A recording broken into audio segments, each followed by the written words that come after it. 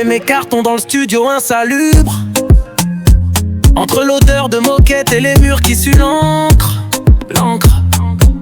Maman me dit, prends l'autoroute fuis ce cercle. Mais je sais qu'en partant, je laisserai mes fantômes sous le péage. Ici les rêves pourrissent avant l'aube. Les potes d'enfance ont des regards qui sonnent creux. Y'en a deux en tôle, un sous les draps blancs. Moi j'ai survécu mais je sais plus si c'est un cadeau. Mille caca, minon. Ta cape gnon ko. Allez nous let's cruise for the hood. Shop France dans Scata Bench, them down wood. You know go see my face by summer, but I go back the pain and hope for my bumper. Mille caca, minon. Ta cape gnon ko. La boulangerie. Bonjour Io. Aujourd'hui, on se penche sur un artiste Io. Son premier album, Genesia, arrive en juin 2025. Et on va essayer de voir, à partir des infos qu'on a, et surtout d'un titre, Dernier Tour, comment il compte mélanger la danse et la réflexion. Plutôt intriguant, non ? Absolument. C'est une approche qui interpelle d'emblée.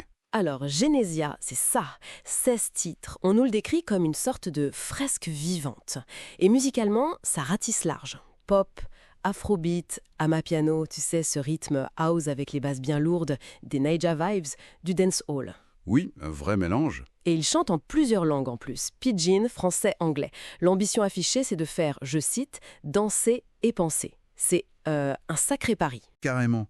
Et ce qui est intéressant, je trouve, c'est cette idée de ne pas séparer la fête, l'énergie, de l'introspection. Comme si la lucidité pouvait naître au milieu du mouvement, quoi. On nous dit que les textes parlent du vrai, du quotidien, de ces questions qu'on se pose tous un peu en silence. C'est pas juste une plainte, c'est plus une prise de conscience qui viendrait presque en décalage avec la musique. Et justement, cette idée de message un peu caché, dans un rythme qui donne envie de bouger, ça se retrouve apparemment très fort dans Dernier Tour. Ils disent que c'est un diamant brut de l'album. Le truc central, c'est ce contraste, ouais. Une musique décrite comme dansante, envoûtante, même presque joyeuse. Et en même temps, ça porte une question assez lourde, celle d'un jeune qui a quitté son quartier. Est-ce que le ghetto est vraiment sorti de moi ? Oui, ça résonne. Et c'est là que ça devient particulièrement parlant. Les infos qu'on évoquent une double lutte.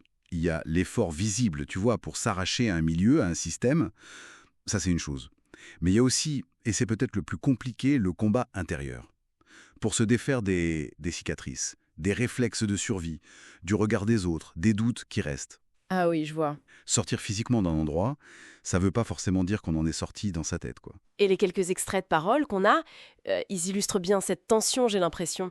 Ça parle d'un studio insalubre, des regards qui sonnent creux quand il revient au quartier, le fameux « toi tu as changé », on imagine bien la scène. Classique, ouais. Il y a aussi des images très concrètes.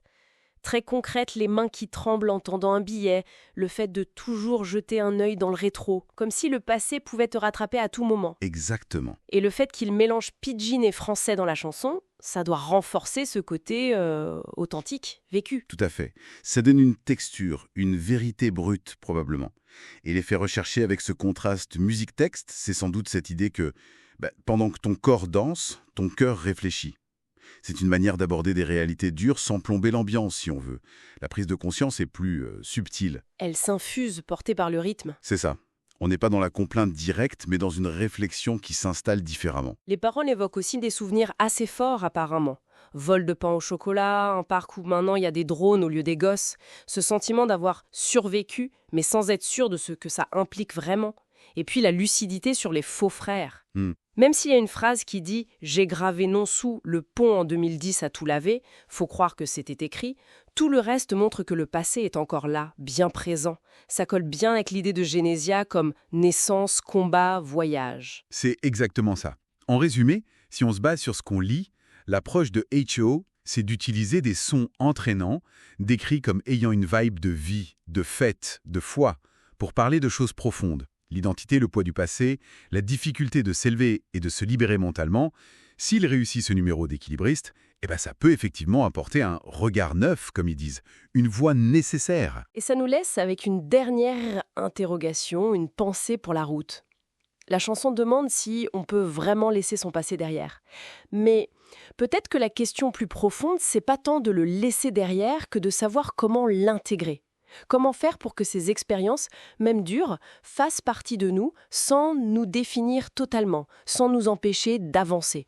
Qu'est-ce que ça veut dire, au fond, faire ce dernier tour avant de pouvoir peut-être tourner la page? Bonne question. De quoi réfléchir en effet.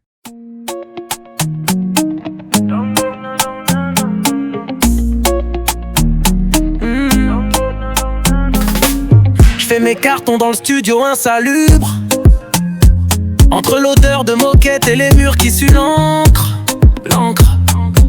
Maman me dit, prends l'autoroute, fuis ce cercle.